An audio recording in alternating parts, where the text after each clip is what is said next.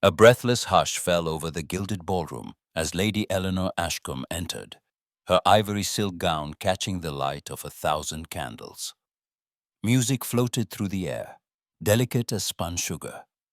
But Eleanor's heart beat a frantic tattoo beneath her corseted bodice.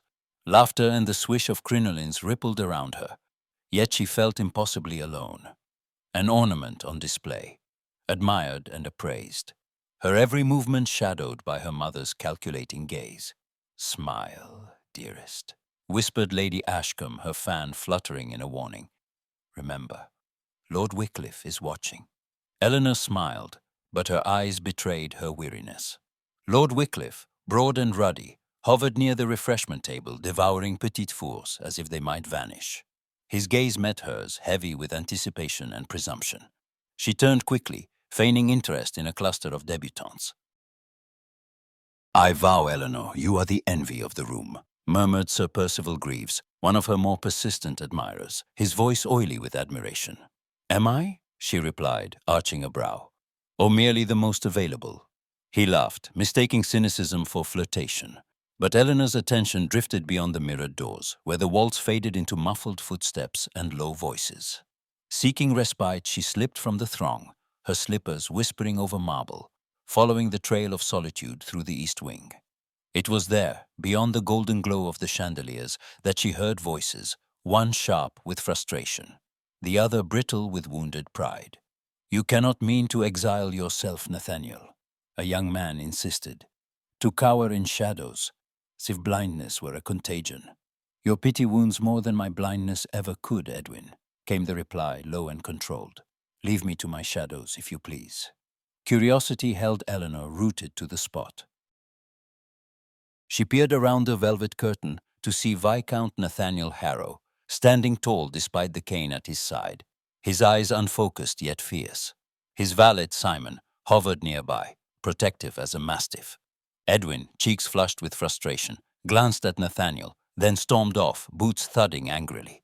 Nathaniel exhaled, tension etched across his features. Eleanor hesitated, but something in his bearing, a proud loneliness, drew her forward. "You handled him well," she said softly. Nathaniel's head turned at her voice. "Do I address a friend, or another well-wisher come to offer platitudes?" "Neither," Eleanor replied, stepping into the candlelight. "Only someone who knows how wretched pity can feel." Silence stretched between them, heavy with possibility. He smiled, the lines of his face softening. "Then I am in rare company tonight." She laughed, the sound gentle and genuine. "We are both rarities, I think." Simon shifted, sensing his master's ease. Nathaniel inclined his head. "May I know your name?" Eleanor hesitated, aware of the danger her mother's warnings, the ever-listening ears of the ton. "Not tonight," she whispered. "But I hope you'll remember my honesty, if not my name." With a final lingering glance, she slipped away, leaving Nathaniel in the hush of her absence, the echo of her voice lingering like a refrain. Eleanor returned to the main ballroom, only to find her mother's grip tightening on her arm. "Lord Wycliffe awaits your answer," Lady Ashcombe hissed. "I will not marry him," Eleanor said, her voice trembling but firm. "You would doom us all for your pride?" Lady Ashcombe's cheeks burned with anger. "The estate is crumbling. Wycliffe's fortune could save us. I will not trade myself for bricks and mortar." The argument rose and fell, sharp and desperate, until Eleanor broke free, tears stinging her eyes. She fled to the terrace, gulping the cold night air, her heart thundering with fear and defiance. Across the city, in a shadowed carriage, Nathaniel sat in silence as Simon guided him home. The Dowager Viscountess waited by the window, her hands twisted in worry. "Nathaniel, you must consider an alliance," she urged, voice brittle. "There are girls, good girls, who would have you." He shook his head, lost in memory. "Their voices are all the same, except one." His mother frowned, but Nathaniel was already elsewhere, replaying the sound of a laugh, honest, unguarded, a brief, shining moment in the dark. In the stillness, both Eleanor and Nathaniel clung to the memory of a voice in the shadows, each wondering if fate would be cruel enough to let it remain only a memory. And somewhere beyond the glow of gaslight and the constraints of duty, the possibility of something more began to stir. The carriage wheels rattled over rutted country roads as the Ashcombe family approached the Harrow estate. Spring sunlight flickered through budding branches, gilding the rolling fields and the stately sweep of Harrow Hall's drive. Lady Ashcombe sat rigid, eyes bright with ambition, gloved fingers clasped in her lap. Charlotte pressed her nose to the glass, breath fogging the window, while Eleanor gazed silently at the landscape, heart heavy with foreboding. "Harrow Hall is even grander than I remember," Lady Ashcombe whispered, as though the house itself might overhear. "Eleanor, remember your manners and smile." Eleanor managed a polite curve of her lips, though anxiety coiled within her. She could feel the weight of her mother's hopes pressing her forward, every inch of her presence a calculation. They were received in the marble foyer by the Dowager Viscountess, who surveyed the Ashcombes with regal composure. Simon, the ever-watchful valet, hovered behind her, and Eleanor glimpsed staff in the shadows, maids peering curiously, footmen whispering as they carried away trunks.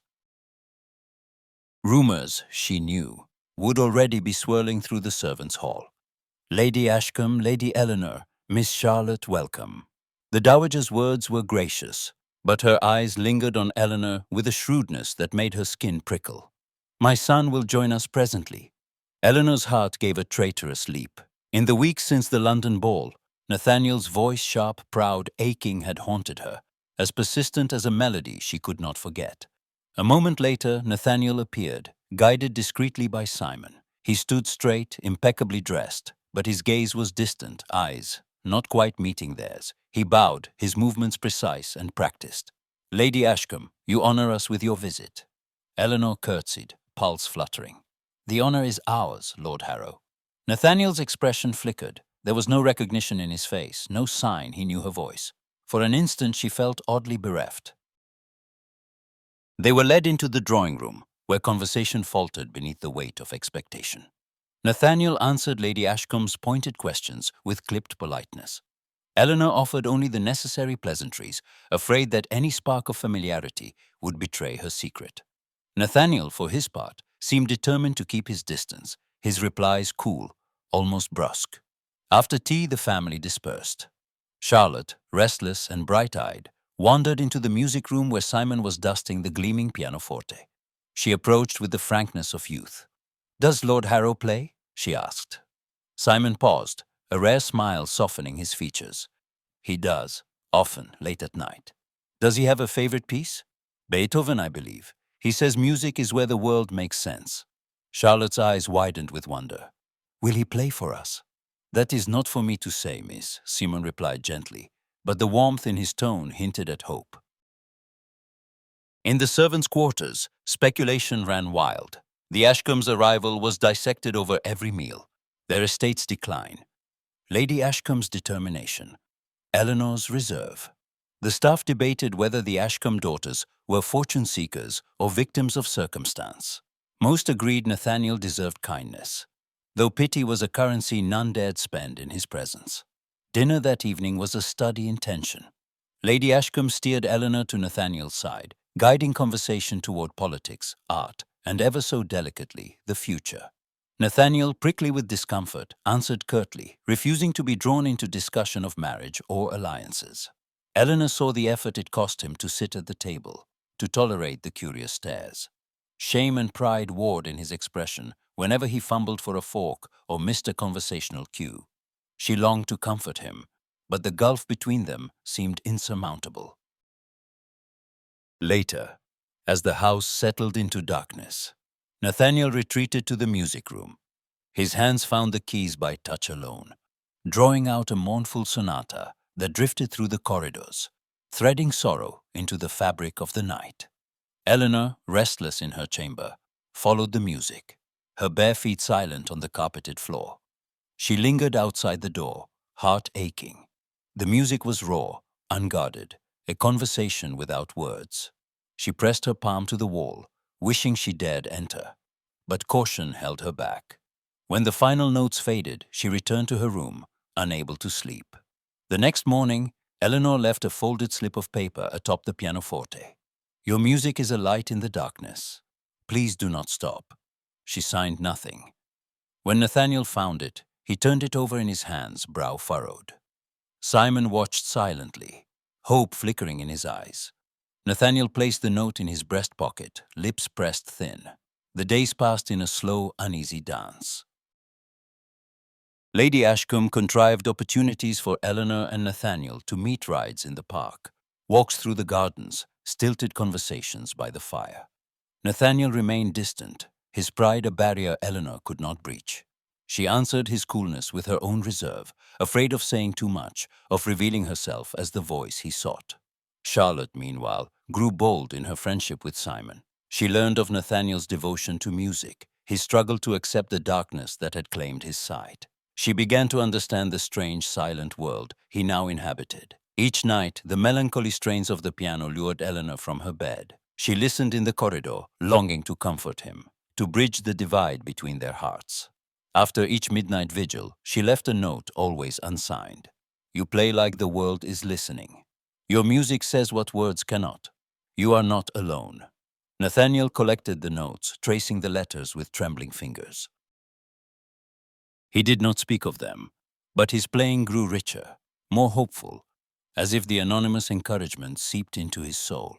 Still, the estate buzzed with speculation. The staff whispered about Lady Ashcombe's machinations, about whether the Ashcombes could ensnare the brooding, wounded viscount. Eleanor heard their voices in the hallways, felt their eyes upon her at every meal. She knew her mother's ambitions, but her own heart rebelled against the notion of marriage as transaction. One evening, Lady Ashcombe confronted her daughter in a burst of frustrated whispers. "Nathaniel is vulnerable, Eleanor. This is our chance. Make yourself indispensable." Eleanor flinched, shame and anger warring within her. "He is not a prize to be won, Mama." Her mother's eyes narrowed. "You are too sentimental. We cannot afford sentiment." Eleanor turned away, her gaze drawn to the window, where dusk blurred the horizon. She wondered if Nathaniel, too, felt the chains of expectation tightening around him.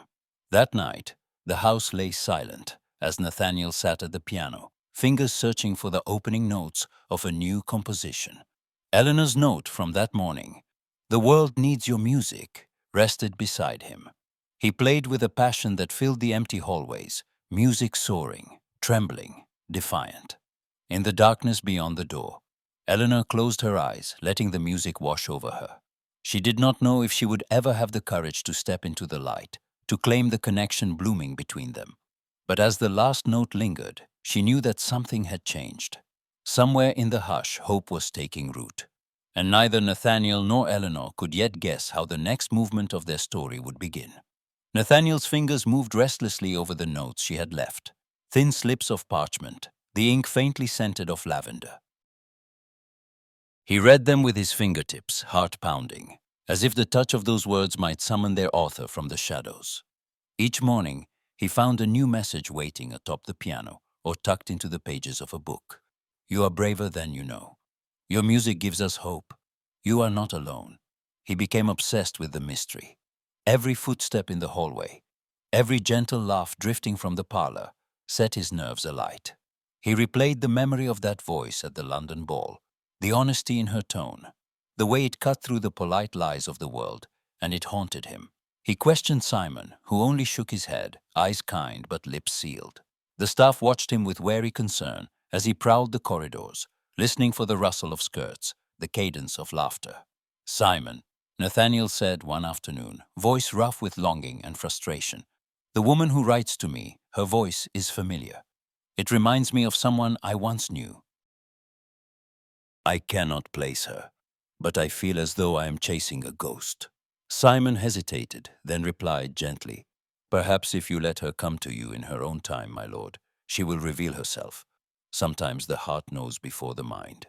Nathaniel was silent, but the hope in his chest ached. Eleanor watched all this with a tangle of dread and yearning. Every secret kindness she bestowed each note, each small act pulled her deeper into the current of her own emotions.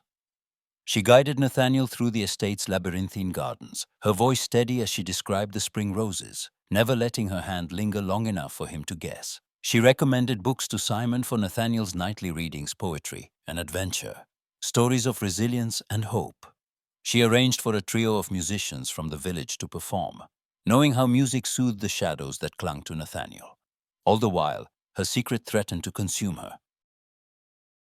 She remembered too well that night, years before, when Nathaniel, whole and proud, his gaze piercing, had asked for her hand at a London supper. She had refused him, convinced that he was arrogant, unfeeling, and blind to anything but his own advancement. The memory of her rejection pressed upon her now, sharp as a blade, and she feared what would happen if Nathaniel discovered the truth, that the woman he sought was the same one who had once scorned him. One evening, she found Charlotte curled upon her bed, weeping softly. "What is it, darling?" Eleanor whispered, sitting beside her sister. Charlotte clung to her hand. "Mamma says if you do not marry Lord Harrow, she will send me away to Aunt Agatha in Bath." "She means it, Eleanor. I do not want to go." Eleanor's anger burned, but she only smoothed Charlotte's hair. "I will not let her send you away. I promise." Yet that promise felt fragile, a glass bauble balanced on the edge of a precipice. Lady Ashcombe's threats grew more insistent, her voice hissing in Eleanor's ear at every opportunity. "You are running out of time, Eleanor. He is softening. He trusts you. Secure the match, or Charlotte goes." Eleanor's resolve wavered. She could not bear to see Charlotte exiled, nor could she bring herself to betray Nathaniel's trust for her mother's schemes. She moved through the days in a fog, heart torn between hope and guilt. Nathaniel, meanwhile, grew ever more restless. He questioned everyone he could. Simon, the housekeeper, even Charlotte, whose guileless answers only deepened the puzzle. The staff's gossip reached a fever pitch, speculating on the identity of the mysterious correspondent and the Ashcombes' true intentions. Nathaniel overheard them once, two maids whispering in the linen closet. "They say Lady Eleanor is the only one who truly cares for him," murmured one. "Hush, or Lady Ashcombe will have your head," replied the other. Nathaniel retreated, the words echoing in his mind. The next day, Eleanor left another note at the piano. "You are not broken, Nathaniel. You are remade." He sat at the instrument, hands trembling, and played a melody so tender and searching that Simon wept in the doorway. "Simon," Nathaniel said quietly, "when I was a younger man, I asked a woman to marry me. She refused me rightly so, I think. I was proud, arrogant. But now, I wonder if she could ever see me as I am." "Perhaps she already does, my lord," Simon replied, his voice thick with meaning. Nathaniel shook his head. "Would she forgive me for who I was?" Simon's answer was lost as Charlotte bounded into the room, breathless. "Lady Eleanor says the bluebells are blooming in the south field. Will you walk there with us, Lord Harrow?" He nodded, and Simon offered his arm. Outside, Eleanor waited, her face bright, but her eyes shadowed. As they walked together, Eleanor described the flowers fields of blue and violet, the air heavy with bees and sunlight. Nathaniel listened intently, his world shaped by her voice. Later, he turned to her. "You have a gift, Lady Eleanor. You make the world vivid. You make me forget, if only for a moment." She faltered, the confession twisting inside her. "I only wish to help, my lord." He smiled, but there was sadness in it. "You remind me of someone I once knew, a woman who spoke the truth even when it was not easy. I do not know if I ever deserved her friendship." Eleanor felt the sting of tears and turned away. She could not answer. The days grew warmer. Lady Ashcombe's pressure intensified, her threats growing more desperate. Eleanor sought solace in her secret kindnesses notes, left for Nathaniel, gentle words, small acts of care. She watched as he began to hope, to reach out, to believe in the possibility of happiness. But at night, guilt gnawed at her. If he knew the truth, if he discovered that the woman who soothed his loneliness was the same one who had once wounded his pride, would he ever forgive her? Would he trust her again? Or would the fragile thing growing between them shatter forever? Nathaniel sensed the change in the air, the promise of something new, and the shadow of secrets yet to be revealed. He played each night, searching for answers in music, desperate for the voice in the dark to step into the light. Eleanor lingered in the corridor, heart aching, longing to confess, fearing the cost. In the hush before dawn, she pressed one last note into the keys. "You are not alone in your darkness. I am here." Both stood on the edge of revelation, uncertain whether hope or heartbreak would be waiting on the other side.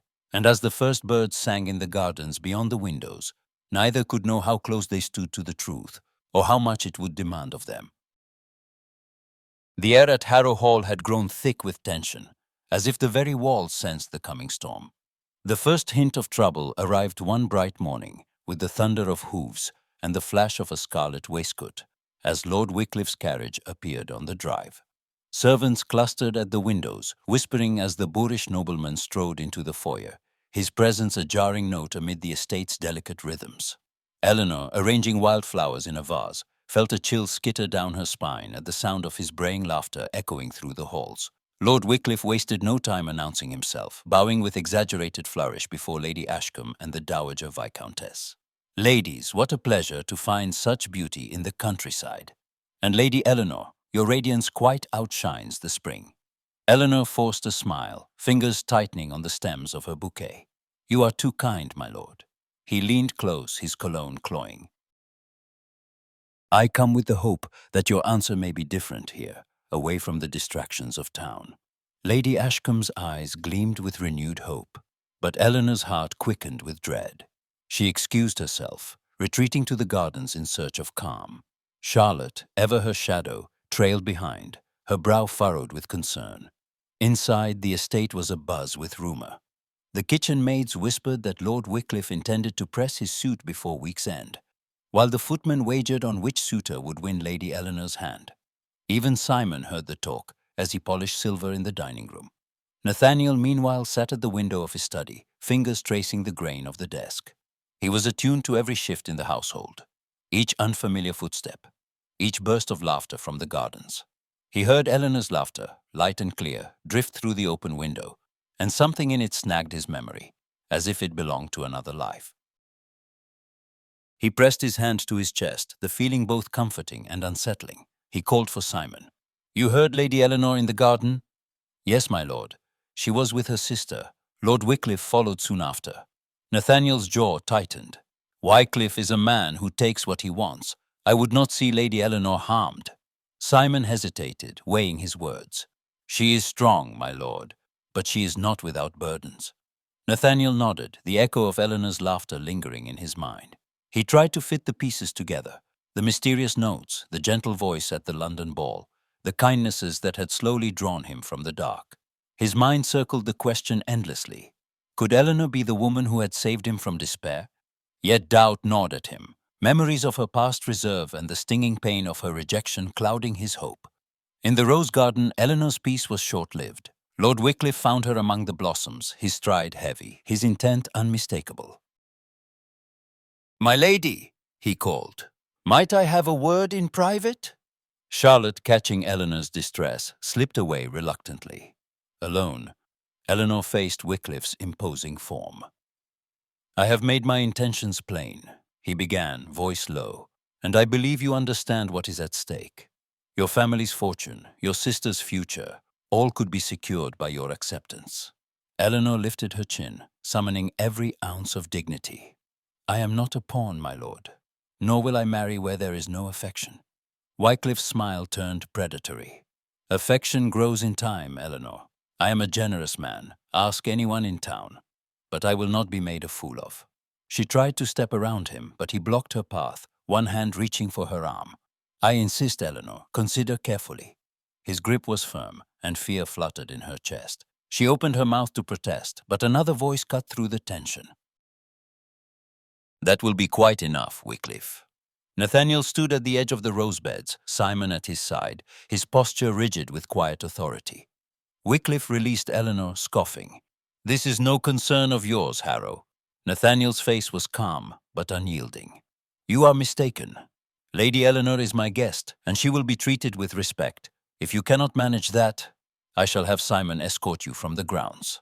For a moment, Wycliffe seemed to consider a retort, but the weight of Nathaniel's words and the quiet threat in Simon's stance persuaded him otherwise.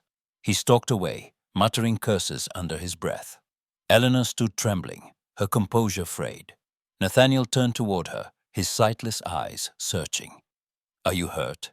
She shook her head, voice trembling. "Only shaken. Thank you." He nodded, a muscle in his jaw working.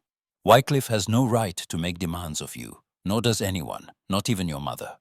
Eleanor's defenses crumbled at his kindness. Tears welled in her eyes, and she pressed a hand to her mouth, mortified by her vulnerability. Nathaniel heard the catch in her breath, the slight sob she tried to stifle. Gently, he reached for her, his hand hovering uncertainly in the air. "May I?" he asked softly. She nodded, guiding his hand to hers, their fingers entwined, a fragile lifeline. "I feel as if I am always disappointing someone," she whispered. "My mother, my family, even myself. I am trapped by duty and expectation, by what is owed, what is required. There are days I scarcely know who I am beneath it all." Nathaniel's hand tightened on hers. "You are not alone in that, Eleanor. I have spent months lost in the dark, not only by fate, but by my own pride. I have been angry, resentful, afraid to let anyone see my weakness. I thought blindness would make me less, that I could not be loved as I am now."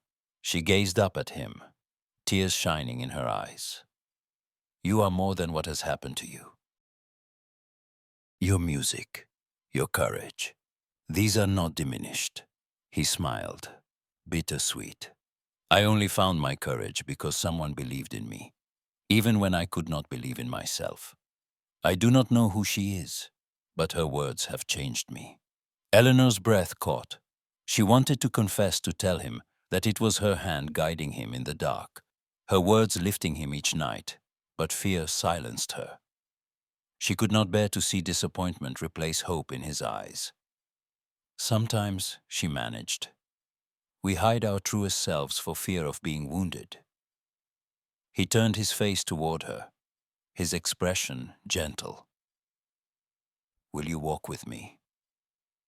She nodded, and together they moved through the gardens, the late afternoon sun painting gold on the path.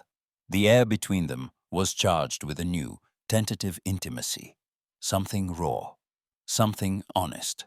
Servants watched from a distance, tongues wagging. The story of Wycliffe's rebuff and Nathaniel's defense spread through the household like wildfire. Some said Lady Eleanor had been compromised. Others whispered that Harrow was finally opening his heart. The Dowager Viscountess, hearing the rumors, exchanged a knowing look with Lady Ashcombe, who masked her anxiety with brittle smiles. Eleanor and Nathaniel found a quiet bench beneath the old lime tree. He listened as she spoke of her childhood, her dreams of freedom, her fear of failing those she loved.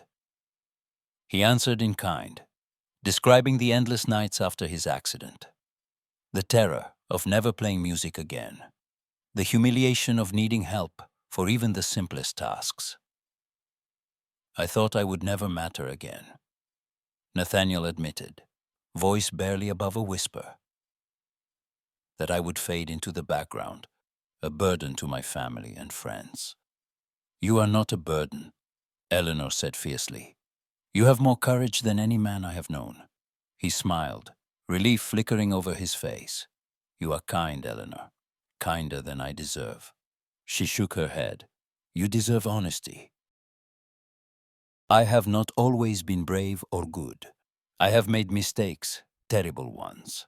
But I am trying to do better, to be better." Nathaniel reached for her hand again. "That is all any of us can do." They sat together as dusk descended, the first stars trembling in the sky.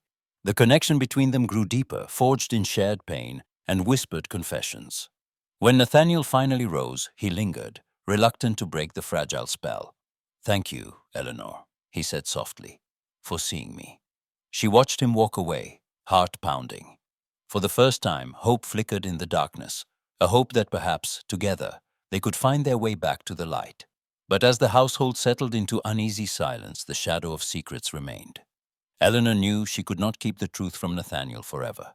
And somewhere within Harrow Hall, Lord Wycliffe's bruised pride simmered, threatening to ignite a scandal that could undo everything. The night was thick with possibility, and the choices they made now would shape not only their futures, but the fate of everyone they loved. As Eleanor closed her eyes, she wondered if courage would finally win out over fear, or if the past would return to claim its due.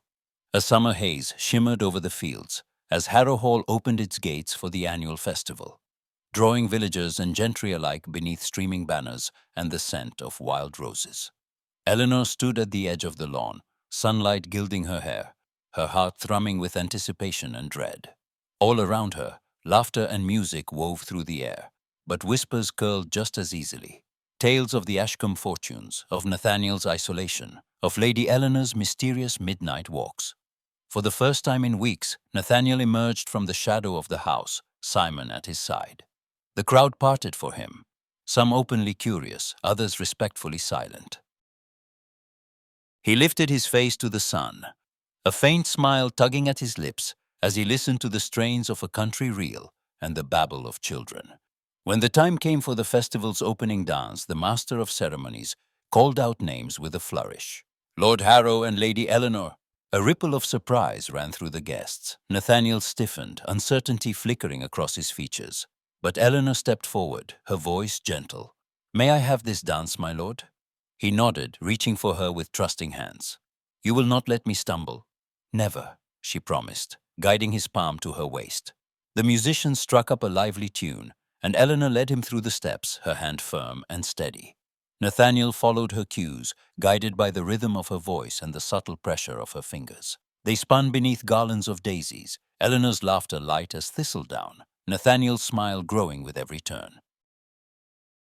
The crowd watched, murmuring some with delight, others with suspicion. "Look at them," whispered a matron, fanning herself. "Too familiar by half. Such a pity, that blindness. But she seems to care for him, or for his title." The dance ended with applause, and Nathaniel bowed, his confidence shining for all to see. Eleanor flushed beneath the attention, acutely aware of the eyes and whispers that followed her every step. Lady Ashcombe appeared at her side in an instant, lips drawn tight. "You must be more careful, Eleanor. People are watching. One misstep and your reputation will be in tatters." Eleanor forced a smile. "I did only what was required, Mamma." "Required, perhaps, but not wise," Lady Ashcombe hissed. "Remember, scandal clings longer than perfume." Nathaniel, sensing the tension, turned to Simon. "Was I too forward?" Simon shook his head. "You were brave, my lord. Lady Eleanor admires you. The others will adjust." But Nathaniel's unease lingered. He found Eleanor later, beneath a flowering chestnut tree, and asked quietly, "Would you read to me this afternoon?" She hesitated, fear and longing warring within her. "Of course. What would you like?" "Something honest. Poetry, perhaps. Something about seeing the world, about loss or longing." They retreated to the library, where sunlight slanted through tall windows and dust motes danced in the golden light. Eleanor selected a slender volume, her hands trembling as she opened to a poem she had always loved. "I see not with my eyes, but with my heart. For all that once was bright is shadowed now. Yet love remembers light, and will not part from hope, though darkness presses on my brow."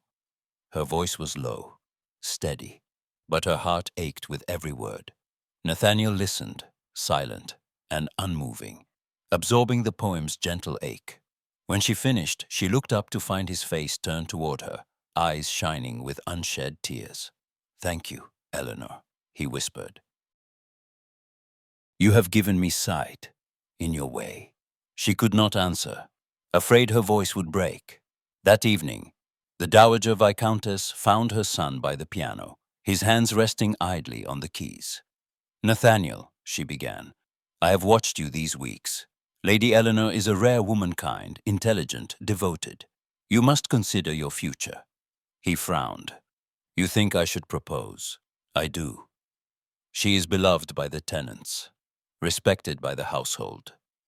I see happiness in you I thought lost forever." Nathaniel hesitated, a shadow passing across his features. "She is hiding something from me. I feel it." Her voice falters. Her silences linger. "I cannot ask for her hand while there is a wall between us." The Dowager sighed, her composure slipping. "All hearts keep secrets, Nathaniel. Sometimes love is the only way through." He nodded, but doubt gnawed at him. As the festival wore on, Eleanor felt her guilt deepen.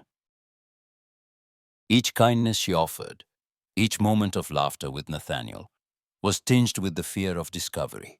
She saw the way people looked at her now, the way Lord Wycliffe scowled from the cider tent, the way Lady Ashcombe hovered, calculating every glance. It was Wycliffe who moved first. Jealous and embittered, he circulated among the guests, voice pitched just low enough for scandal.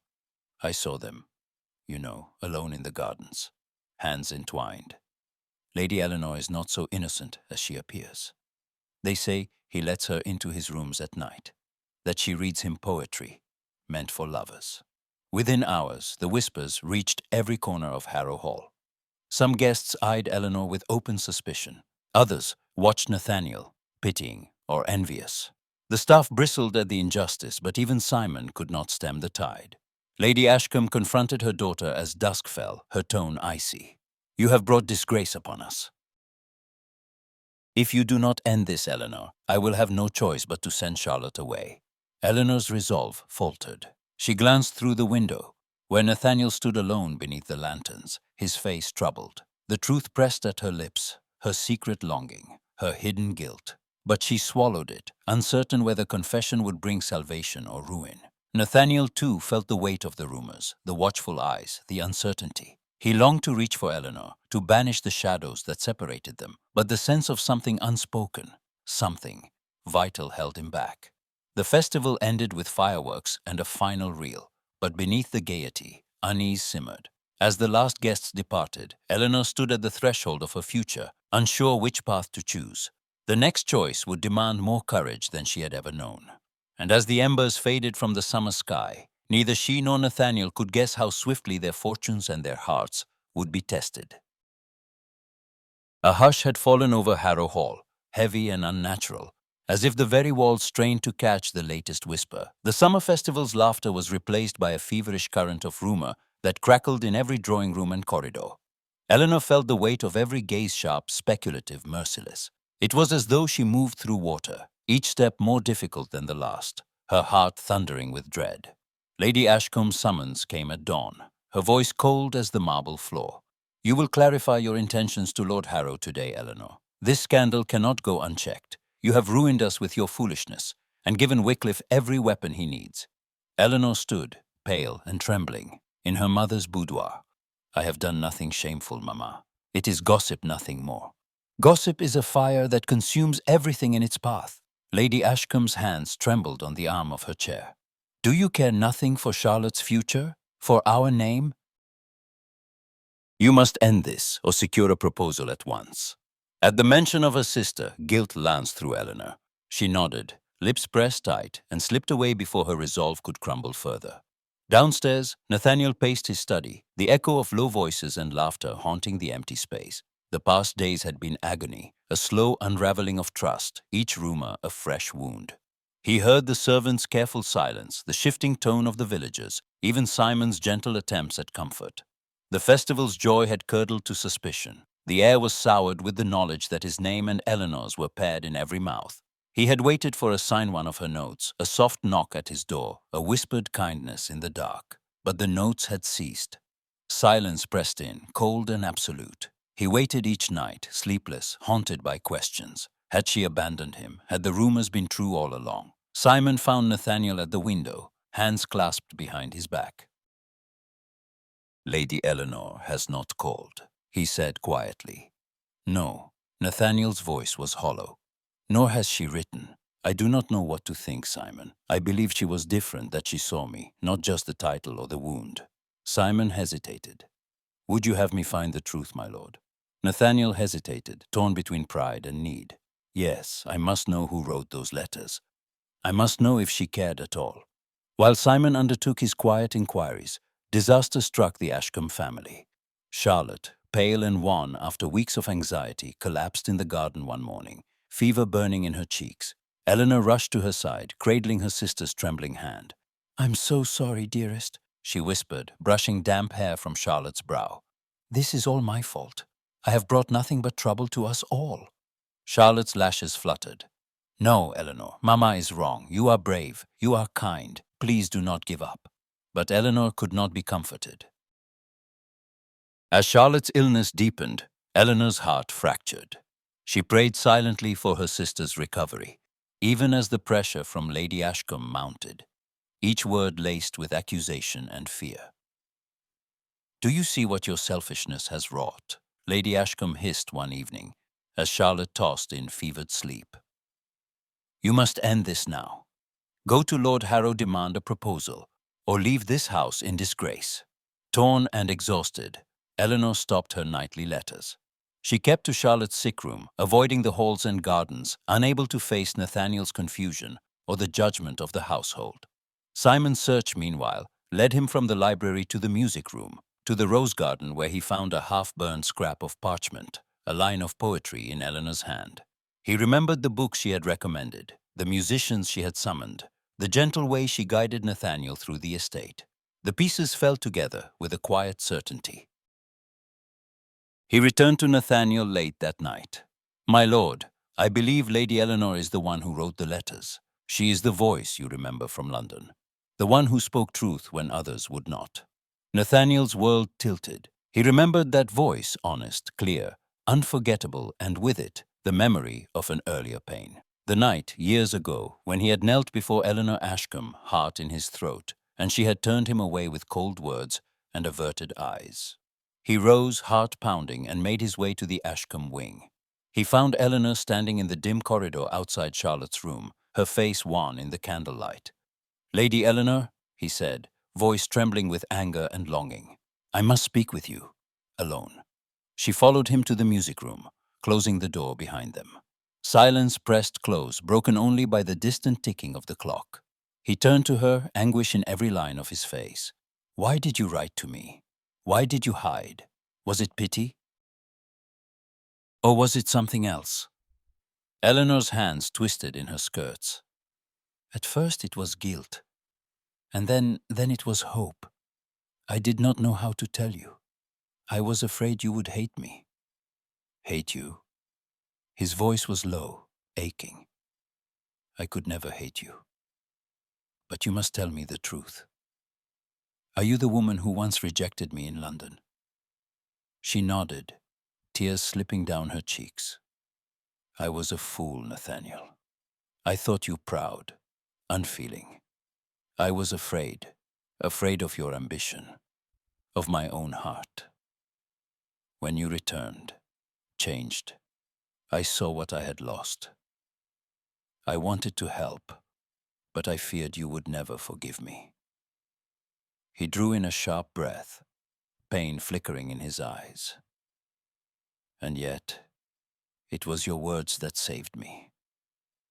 It was you who brought me back to life, when I wanted only to disappear."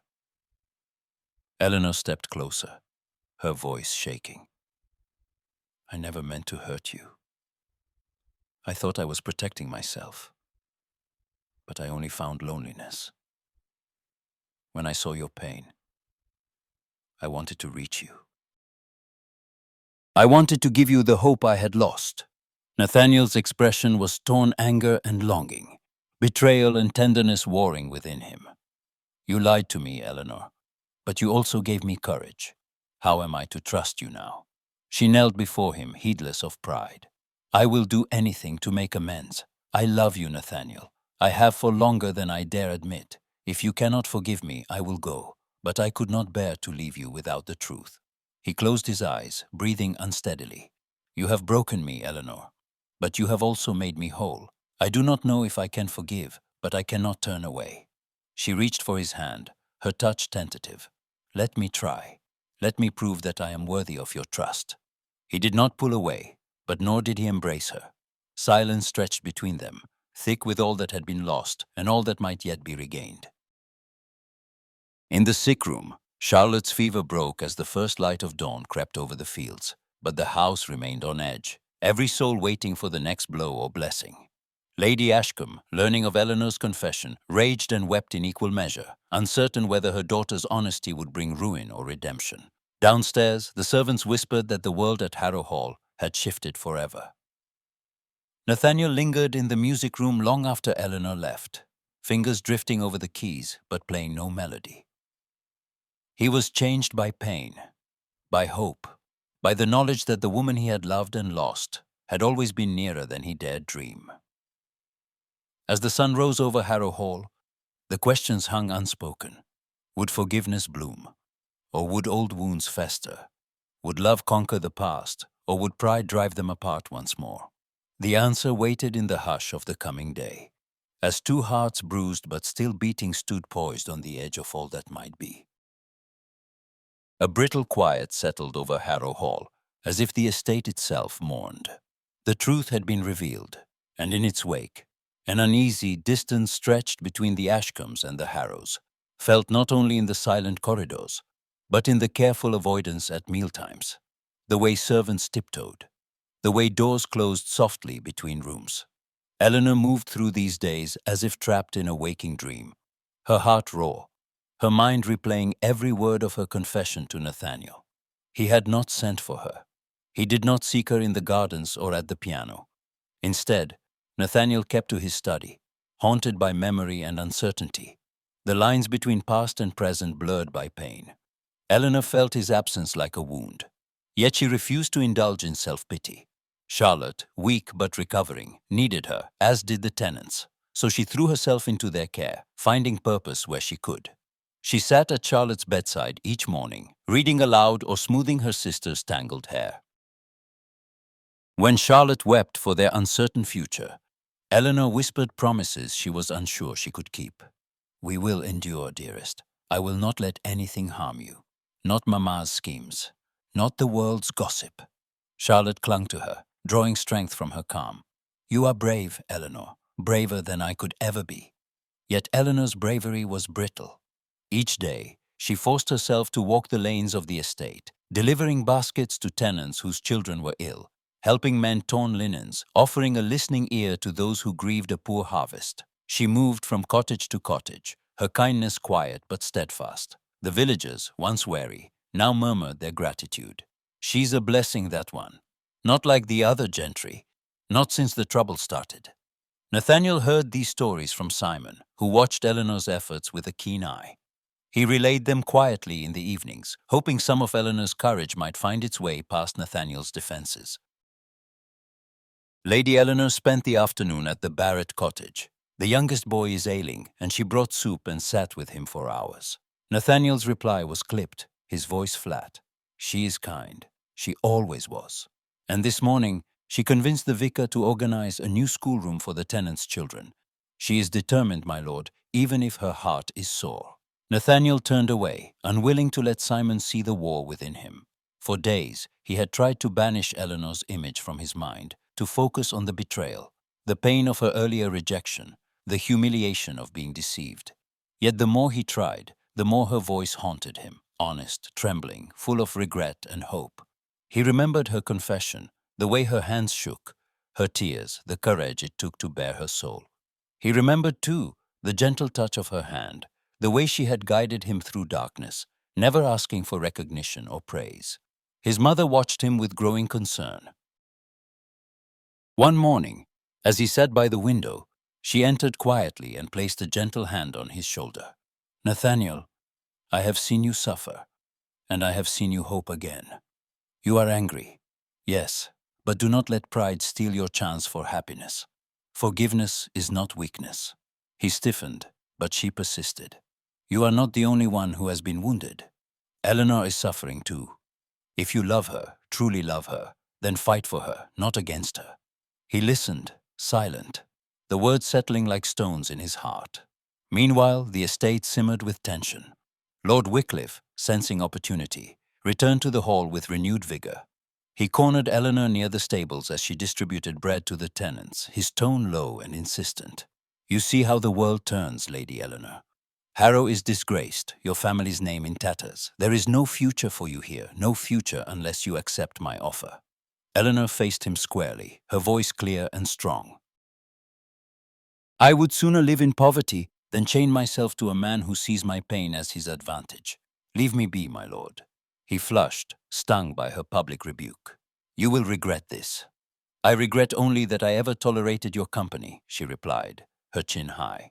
Villagers and servants overheard, and the story spread like wildfire. For the first time, the gossip turned admiration, mingling with speculation. "She has spirit, that one. Wycliffe will think twice before crossing her again." Nathaniel, in the distance, heard the commotion. He lingered at the edge of the orchard, listening as Eleanor's voice rang out, brave, unwavering. He felt the old ache twist inside him, but something else stirred as well, pride, and a hope he dared not name. Simon found him there, thoughtful and quiet. "My lord, you cannot live in the past. She has changed. You have changed. The world is watching, yes, but your happiness is yours to claim or to lose." Nathaniel's jaw tightened. "I'm afraid, Simon." "What if I forgive, and she wounds me again?" Simon smiled gently. "What if you do not, and you lose her forever?" As the sun dipped behind the hills, Nathaniel watched Eleanor return from the village, skirts dust-stained, hair unruly, her eyes tired but resolute. She paused by the garden gate, gazing at Harrow Hall with mingled longing and despair. He realized in that moment that his love for her had not faded. It had merely grown sharper, tempered by hardship. He saw not the girl who had refused him, but the woman who had found the strength to love him despite her own fear. Night fell, and the house remained divided, the future uncertain. But somewhere within the shadows, a decision was forming, a hope that would not be denied. And as the world at Harrow Hall held its breath, neither Eleanor nor Nathaniel could know how close they stood to the moment that would change everything. The night air was thick and sultry, heavy with the promise of rain, when the first frantic shouts shattered the uneasy calm at Harrow Hall. Eleanor, wakened by the cries, threw open her window and saw, in the distance, a column of orange flame clawing at the sky above the village. Bells clanged. Footsteps thundered down the corridors as servants roused both families. In moments, chaos reigned. Lady Ashcombe's voice rose above the confusion. "Eleanor, you must not go. Think of your reputation, your safety." But Eleanor was already gone, flying down the grand staircase, heedless of bare feet and loose hair. She collided with Simon in the foyer, who tossed her a shawl and called over his shoulder, "Lord Harrow is coming." The Dowager Viscountess and Lady Ashcombe wrung their hands, but the younger generation streamed into the night.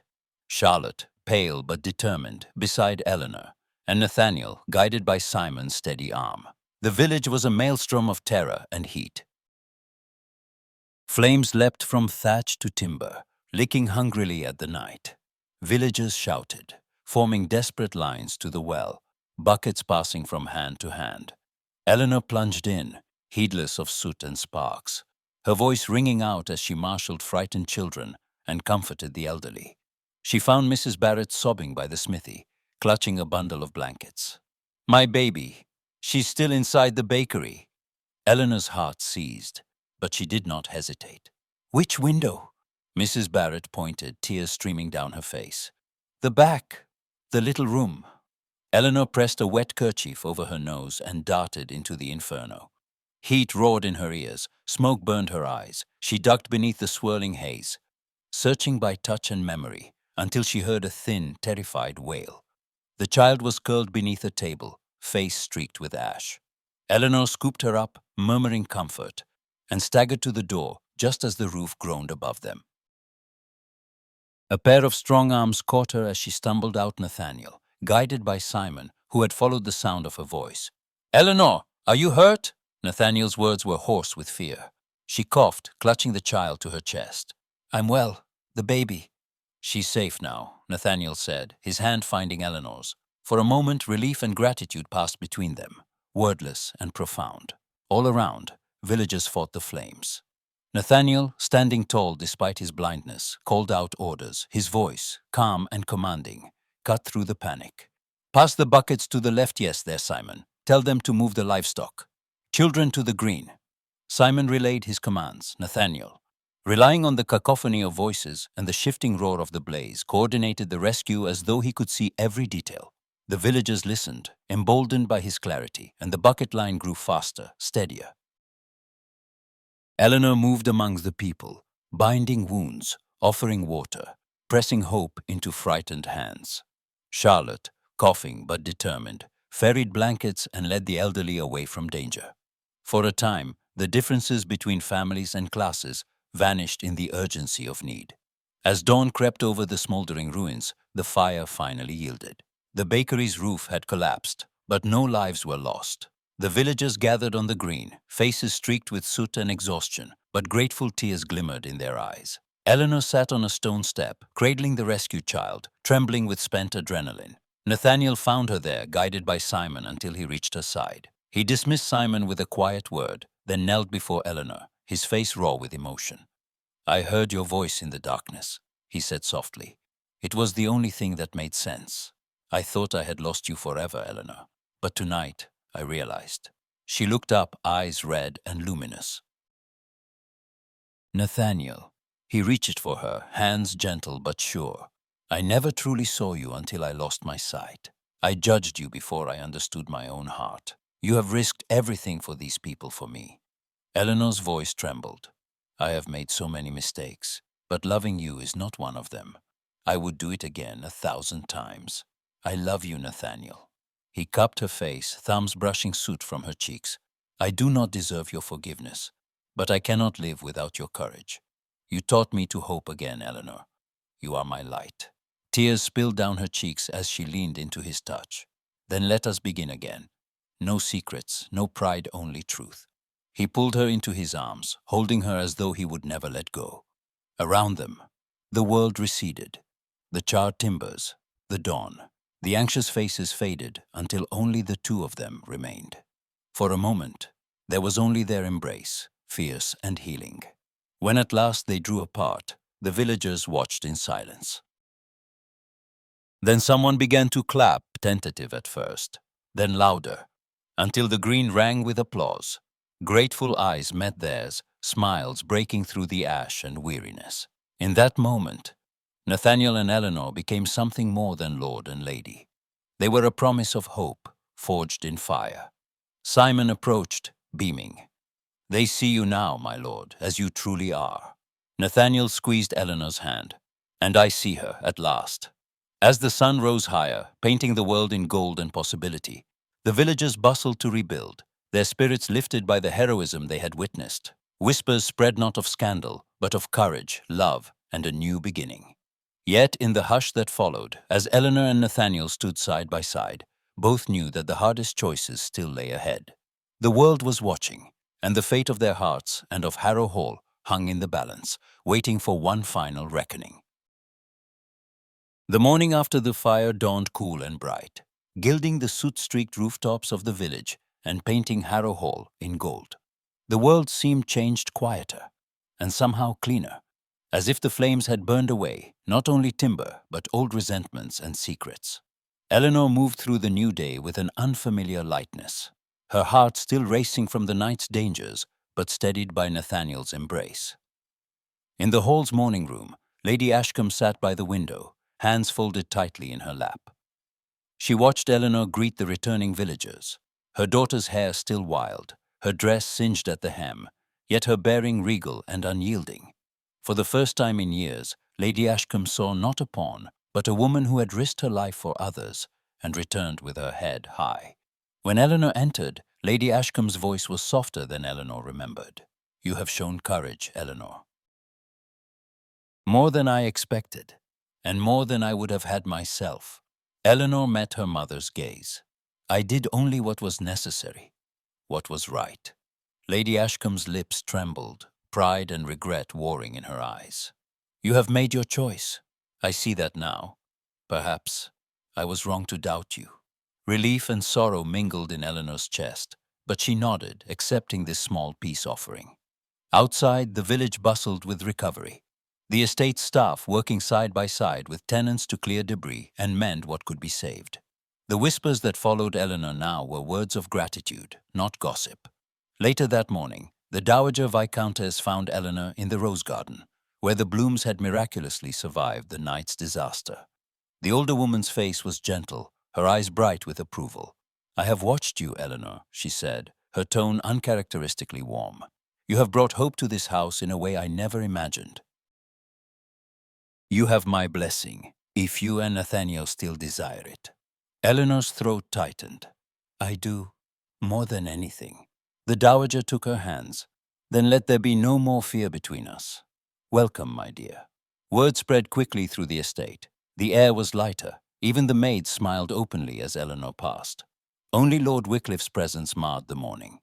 He arrived at the hall, face thunderous, intent on one last confrontation. But this time, he was met by Nathaniel and Simon at the entrance, their stance resolute. "You have no place here, Wycliffe," Nathaniel said quietly but firmly. "Your conduct is known to all. It is time you left." Wycliffe glowered, but the villagers who had gathered after the fire eyed him with open disdain. He spun on his heel, mounting his horse in humiliation, and rode away without a backward glance. The estate exhaled, the last shadow of scandal finally gone. Nathaniel found Eleanor that afternoon beneath the ancient lime tree, the same spot where so much had begun and faltered between them. The leaves shimmered, casting shifting patterns on the grass. He reached for her hand, his touch reverent. "Eleanor," he began, voice rough with emotion, "when I asked for your hand before, I was blinded by pride. I saw only what I wanted, not what you needed. I have learned since then about humility, forgiveness, and love. Will you marry me, not as my salvation, but as my equal, my friend, my partner?" Eleanor's eyes shone. "Yes, Nathaniel, I promise to walk beside you, in honesty and trust, for all our days." He drew her close, pressing her hand to his heart. "You are the light that guides me. I will never take you for granted again." They lingered in that embrace, the past's pain washed away by the promise of a shared future. When they finally returned to the hall, the news of their engagement spread like wildfire. Servants cheered, villagers brought wildflowers, and even Lady Ashcombe managed a genuine smile. Preparations for the wedding began at once, the house filled with laughter, bustle, and the sweet chaos of hope.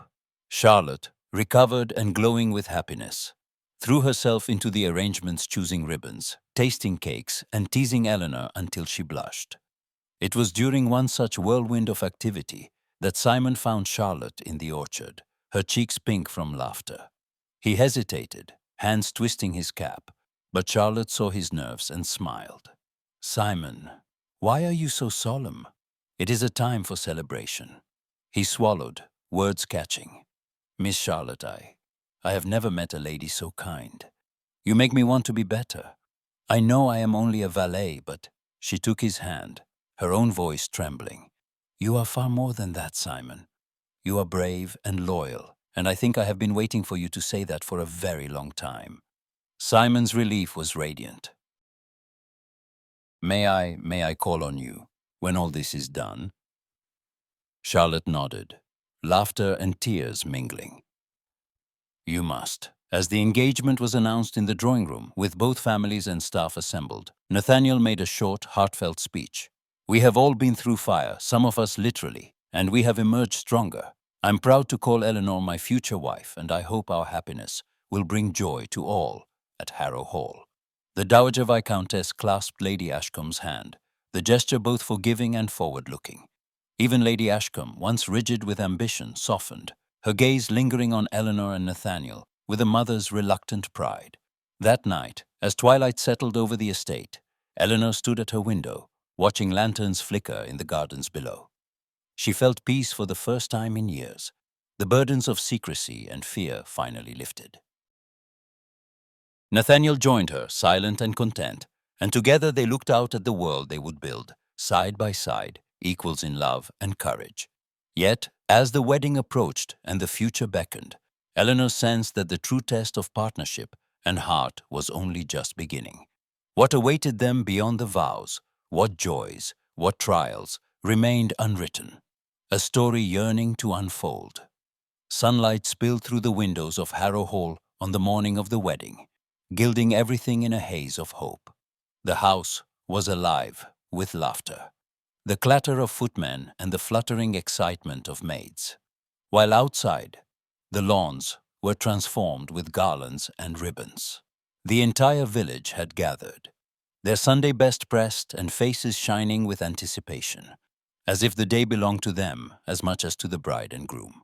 Eleanor sat in her chamber, breathless with anticipation and a happiness that shimmered like a secret. Charlotte, radiant in a pale blue gown, fussed over her sister's veil, her eyes bright with unshed tears. "You are the loveliest bride I have ever seen, Eleanor," she whispered. Nathaniel will be speechless. Eleanor smiled, reaching for her sister's hand. Thank you, dearest. I only hope I can speak when the moment comes. Downstairs, Nathaniel stood with Simon in the library, his hands restless on the back of a chair. Simon straightened his cravat, murmuring encouragement. You need only follow her voice, my lord. She will guide you. Nathaniel let out a slow breath, heart racing with anticipation and gratitude. I never imagined I would be so fortunate, Simon. Not after all that has passed. You deserve every joy, Simon replied, clapping his shoulder. And so does she. Guests filled the great hall, spilling out onto the terrace and the green. Lady Ashcombe, regale in lavender silk, moved among them with a dignity softened by genuine warmth. She greeted the villagers by name, accepted their thanks with humility, and when Nathaniel approached her, she took his hand in both of hers. You are my son now, Nathaniel, she said, her voice thick with emotion. I hope you can forgive me for the hardness of my heart. He bowed his head. Thank you, Lady Ashcombe. I promise to cherish Eleanor with all that I am. At last, the music began, a gentle swell of strings and flute, and the crowd parted for Eleanor. She entered on her father's arm, her gown trailing white silk and lace, her eyes searching for Nathaniel's. He stood at the altar, upright and sure, a faint smile playing at his lips as he listened for her approach. The vicar's voice was solemn, but Eleanor scarcely heard him. She was focused only on Nathaniel, on the way his face lit as she drew near. When the moment came, she spoke her vows clearly, her voice steady and certain. I, Eleanor, take you, Nathaniel, to be my partner, my friend, my love, for all the days of our lives. I promise honesty, kindness, and devotion, in darkness and in light. Nathaniel, guided by the gentle pressure of her hand and the unwavering strength in her voice, answered with his own.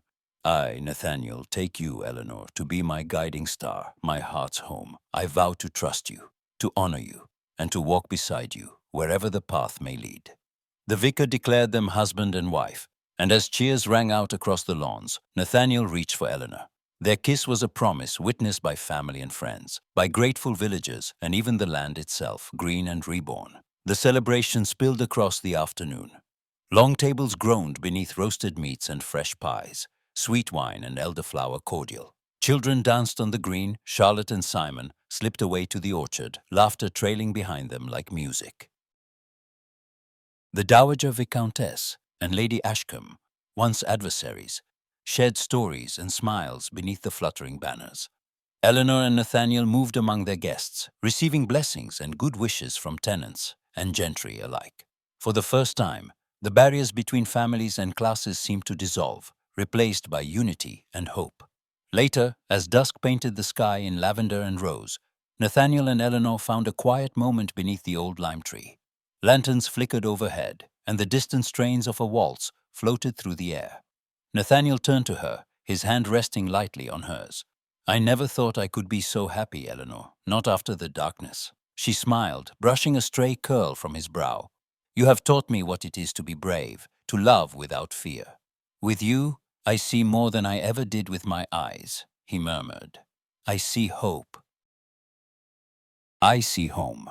They spoke of their future plans for the estate, for a school in the village, for music and laughter, and children of their own. Nathaniel, with Eleanor's gentle guidance, embraced his new world. Together, they visited tenant families, listened to their joys and struggles, and wove themselves into the fabric of the community.